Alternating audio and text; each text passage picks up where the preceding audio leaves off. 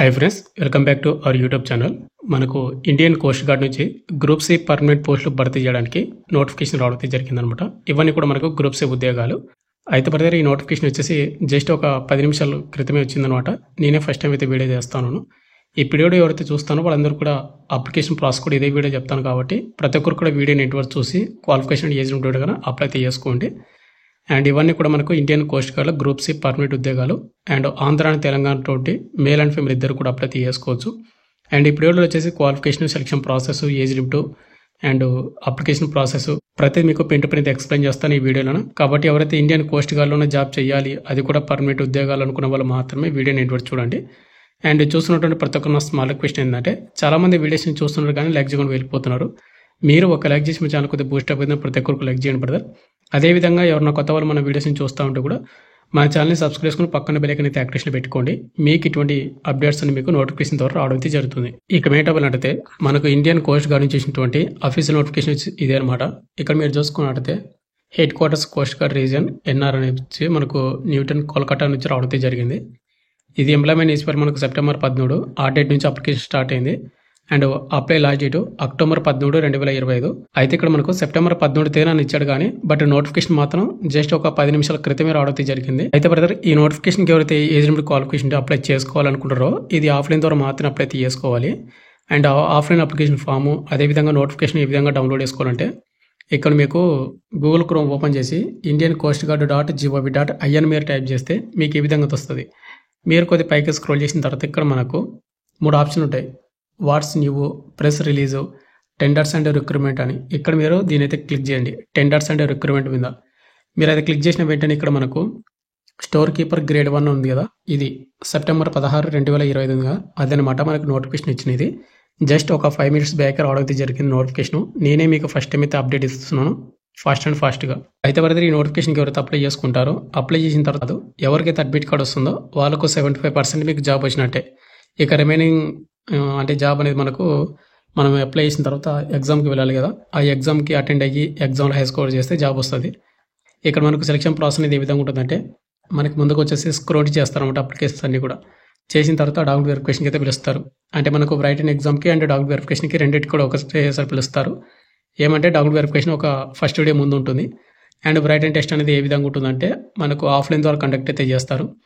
And ఇక్కడ మీరు చూసుకున్నట్టయితే మ్యాథమెటిక్స్ నుంచి 20 క్వశ్చన్లు వస్తాయి 20 మార్కులకు, జనరల్ ఇంగ్లీష్ నుంచి 20 క్వశ్చన్లు వస్తాయి 20 మార్కులకు, జనరల్ అవేర్నెస్ నుంచి 20 క్వశ్చన్లు వస్తాయి 20 మార్కులకు, మెంటల్ ఎబిలిటీ రీజనింగ్ నుంచి 20 క్వశ్చన్లు వస్తాయి 20 మార్కులకు. 1 అవర్ అయితే మీకు టైమింగ్ అనమాట. ఇక జనరల్ ఓబీసీ క్యాండిడేట్ వాళ్ళకు 40 మార్కులు వస్తే మీరు పాస్ మార్కులు. బట్ మీకు జాబ్ రావాలంటే కంపల్సరీగా 60 లేదా 70 అబో మీరు చేస్తే మీకు వచ్చినటువంటి మార్కుల్ని మీకు జాబ్ సెలెక్ట్ అయితే చేస్తారన్నమాట. ఇక నెక్స్ట్ మనకు vacancy details and qualification, age limit మొత్తం చూసుకున్నట్టే మనకి ముందుగా వచ్చేసి స్టోర్ కీపర్ గ్రేడ్ 1 ఈ పోస్ట్ అయితే మనకు భర్తీ చేస్తున్నాడు. అది ఒక పోస్ట్ మాత్రమే, అది కూడా యువర్ క్యాండిడేట్ వాళ్ళు అప్లై చేసుకోవచ్చు. ఒకవేళ జాబ్ సెలెక్ట్ అయితే మీరు ఒడిశా, భువనేశ్వర్లో మీరు జాబ్ అయితే చేయాల్సి ఉంటుంది. ఇక ఎలిజిబిలిటీ కండిషన్లోనే ముందుగా ఏజ్ లిమిట్ చూసుకుంటే 18 నుండి 20 సంవత్సరాలు ఉన్నటువంటి ప్రతి ఒక్క క్యాండిడేట్ వాళ్ళు అప్లై చేసుకోవచ్చు. ఎస్సీ, ఎస్టీ, ఓబీసీ వాళ్ళు కూడా 25 అయితే ఉండాలి. అంటే యువర్ క్యాండిడేట్లో భర్తీ చేస్తున్నాం కాబట్టి. ఇక నెక్స్ట్ మనకు ఎడ్యుకేషన్ క్వాలిఫికేషన్ మనకు 12th ఇంటర్మీడియట్ పాస్ అయి ఉండాలి. ఇంటర్లో మీరు ఎనీ గ్రూప్ అనమాట. అదేవిధంగా మీకు 2 years ఎక్స్పీరియన్స్ అయితే ఉండాలి హ్యాండ్లింగ్ ఆఫ్ స్టోర్స్లోన. అంటే మనకు సెంట్రల్ కానీ స్టేట్ గవర్నమెంట్ రికగ్నైజ్డ్ ఏవైతే సంస్థ ఉంటాయో పబ్లిక్ సెంటర్స్లోన వాటిలో మీరు హ్యాండ్లింగ్ సంబంధించిన ఉంటుంది ఉండాలి. లేదు అనుకుంటే కనుక ఎవరైతే బ్యాచిలర్ డిగ్రీ విత్ కామర్స్ కానీ, లేదంటే ఎకనామిక్స్ కానీ, లేదంటే స్టాటిస్టిక్స్ కానీ, లేదంటే బిజినెస్ స్టడీస్ కానీ ఎవరైనా చేసి ఉంటే వాళ్ళు అప్లై చేసుకోవచ్చు. అదేవిధంగా మీకు 1 year ఎక్స్పీరియన్స్ అయితే అడుగుతూ ఉన్నారు, ఉన్న వాళ్ళు అప్లై చేసుకోండి ఈ పోస్ట్కి. ఇక అదేవిధంగా మనకి ఇంకొక పోస్ట్ కూడా మనకు భర్తీ చేస్తున్నారు. ఇది వచ్చేసి మనకు civil and motor transport driver అన్నమాట. ఇవి ఆర్డినరీ గ్రేడ్. ఓవరాల్గా మనకు 2 పోస్టులు భర్తీ చేస్తున్నారు. ఒకటి ఈడబ్ల్యూఎస్, ఒకటి ఓబీసీ క్యాండిడేట్ వాళ్ళకు. అండ్ ఎవరైతే సెలెక్ట్ అవుతారో వాళ్ళకు ఒడిశాలో అయితే జాబ్ పోస్టింగ్ అయితే ఉంటుంది. ఇక దీనికి ఏజ్ లిమిట్ వచ్చేసి 18 నుండి 27 సంవత్సరం ఉన్నటువంటి యువర్ ఈడబ్ల్యూఎస్ అప్లై చేసుకోవచ్చు. ఇక ఓబీసీలకు పోస్టులు ఉన్నాయి కాబట్టి 18 నుండి 30 సంవత్సరం అప్లై చేసుకోవచ్చు. ఇక నెక్స్ట్ దీనికి క్వాలిఫికేషన్ విషయానికి వస్తే 10th పాస్ అయి ఉండాలి. అదేవిధంగా మీకు heavy and light motor vehicles సంబంధించిన ఉంటుంది వ్యాలిడ్ డ్రైవింగ్ లైసెన్స్ ఉండాలి. అదేవిధంగా మీకు డ్రైవింగ్లో మీకు 2 years ఎక్స్పీరియన్స్ అయితే ఉండాలి. అండ్ మోటార్ మెకానిజంలో మీకు నాలెడ్జ్ అయితే ఉండాలి. ఉన్న వాళ్ళు అప్లై అయితే చేసుకోండి. ఇక అదేవిధంగా మనకు లాస్ట్ పోస్ట్ వచ్చేసి లస్కర్. ఈ లస్కర్ పోస్ట్కి వచ్చేసి ఒక్క పోస్ట్ మాత్రమే, అది కూడా యువర్ క్యాండిడేట్లోన. యువర్ అంటే ప్రతి ఒక్క క్యాండిడేట్ వాళ్ళు కూడా అప్లై చేసుకోవచ్చు. ఇక దీనికి ఏజ్ లిమిట్ వచ్చేసి 18 నుండి 30 సంవత్సరం ఉన్నటువంటి ప్రతి క్యాస్ట్ వాళ్ళు కూడా అప్లై చేసుకోండి.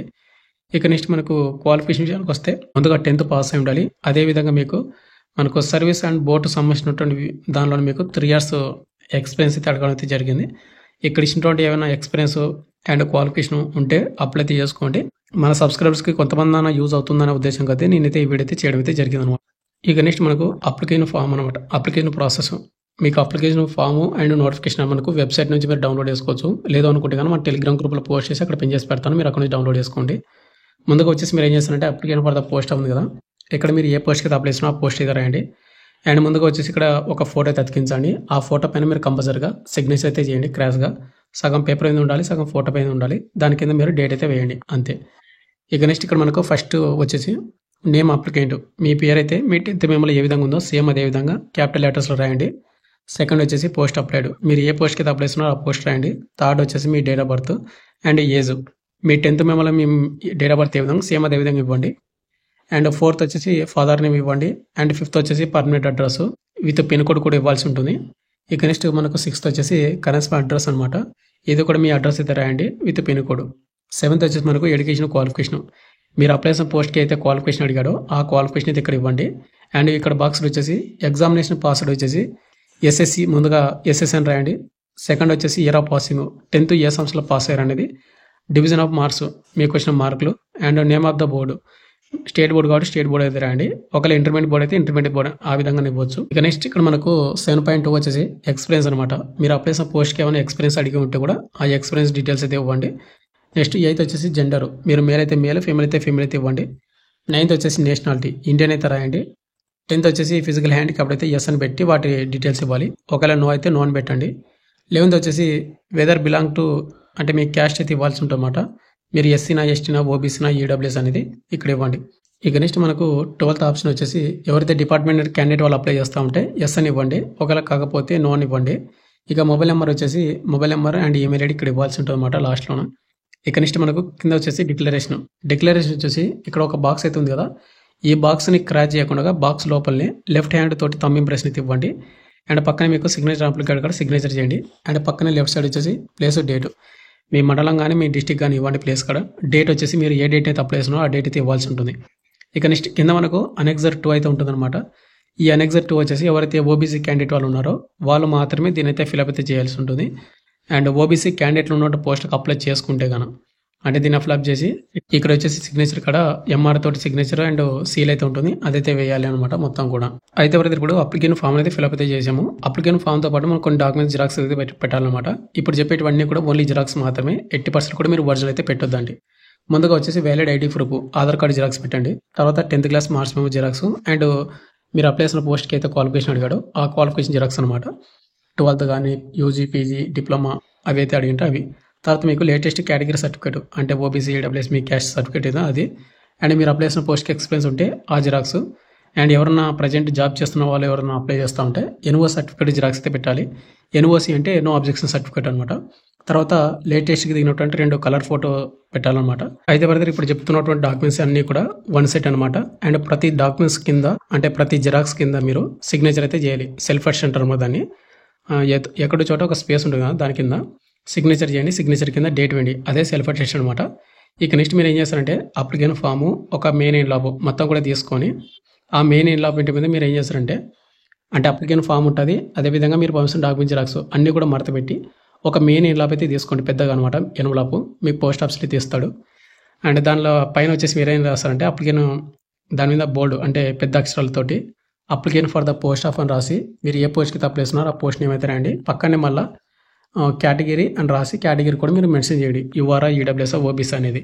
అంటే మీరు ఏ కేటగిరీ కింద అప్లై చేస్తున్నారు అనేది. ఈ విధంగా అయితే మీరు మెయిన్ ఎన్లాప్ మీద రాయాలి. అండ్ మెయిన్ ఎన్లాప్లో మీరు ఏం చేస్తారంటే మీరు అప్లై చేసిన ఫాము, మీరు పంపిస్తున్న డాక్యుమెంట్ జిరాక్స్ అన్నీ కూడా మడత పెట్టి ఆ మెయిన్ ఎన్వలాప్లో పెట్టండి. అదేవిధంగా ఒక చిన్న ఎన్వలాప్ కూడా పెట్టాల్సి ఉంటుంది. ఆ చిన్న ఎన్వలాప్ ఇంటి మీద మీరు ఏం రాయాల్సిన అవసరం లేదు. ఒక 50 రూపాయల పోస్టల్ స్టాంప్ అనేది అతికించి చిన్న ఎన్వలాప్ ఇంటి మీద దాని మీద వచ్చేసి 2 అని పెట్టి మీ అడ్రస్ అయితే రాయండి. మీ పేరు, మీ ఫాదర్ నేము, మీ హౌస్ నెంబరు, విలేజ్, మండలము, డిస్టిక్, స్టేట్, పిన్ కోడ్ మొత్తం కూడా 2 అని పెట్టి చిన్న ఎన్వలాప్ ఇంటి మీద 50 రూపాయల పోస్టల్ స్టాంప్ అతికించి మెయిన్ ఎన్వలాప్లో పెట్టాలన్నమాట లోపల. అంతే. అండ్ అదేవిధంగా మన మెయిన్ ఎన్లాప్ ఉంది కదా, ఆ మెయిన్ ఎన్లాప్లో మీరు అన్ని డాక్యుమెంట్స్ పెట్టిన తర్వాత పిన్ కొట్టేసేయండి. పిన్ కొట్టేసిన తర్వాత మెయిన్ ఎన్లాప్ ఇంటి మీద మీరు 2 అడ్రస్ అని పెట్టి ఈ అడ్రస్ అయితే రాయండి. Coast guard head quarters, coast gourd reason ఏవైతే ఉన్నాయో మొత్తం ఇక్కడ రౌండ్ చేసింది మొత్తం కూడా కోల్కతా 700161 ఏదైతే ఉందో ఈ అడ్రస్ మొత్తం కూడా మెయిన్ ఎన్లాప్ ఇంటి మీద 2 అని పెట్టి రాయండి. అండ్ పక్కనే లెఫ్ట్ సైడ్ ఫ్రమ్ అని పెట్టి మళ్ళీ మీ పేరు, మీ ఫాదర్ నేమ్, మీ village, state, district, pin code మొత్తం కూడా రాయాల్సి ఉంటుంది. ఈ విధంగా మీరు పంపించాల్సి ఉంటుంది అన్నమాట. దీన్ని ఓన్లీ ఆర్డినరీ పోస్ట్ ద్వారా మాత్రమే పంపించాల్సి ఉంటుంది. మన apply last date October 13, 2025. Next month 13వ తేదీలోపు కోల్కతాకి ఆర్డినరీ పోస్ట్ ద్వారా మాత్రమే పంపించండి. ఇక ఫైనల్గా వచ్చేసి ఇంత బ్రదర్, మనకి ఇండియన్ కోస్ట్ గార్డ్ నుంచి వచ్చినటువంటి ఏవైతే గ్రూప్ సి పర్మనెంట్ ఉద్యోగాలకు సంబంధించిన నోటిఫికేషన్ మీకు పూర్తి డీటెయిల్స్ అయితే చెప్పాను అనుకుంటున్నాను. మీకు ఇంకేమైనా డౌట్ కింద కామెంట్ చేయండి. అండ్ మన సబ్స్క్రైబర్స్కి కొంతమంది కన్నా యూజ్ ఉంటుంది అనే ఉద్దేశం కొద్దీ నేనైతే వీడియో తీయడం అయితే జరిగింది. అండ్ ఎవరికైతే ఎలిజిబిలిటీ, క్వాలిఫికేషన్ అంటే ఇంట్రెస్ట్ ఉంటుందో అప్లై చేసుకోండి. ఒకవేళ ఎలిజిబిలిటీ లేకపోతే మీకు తెలిసినటువంటి ఫ్యామిలీ మెంబర్స్ ఎవరికైనా ఉంటే కూడా వాళ్ళకి ఈ వీడియోని అయితే షేర్ చేయండి, వాళ్ళని అప్లై చేసుకుంటారు. Thank you.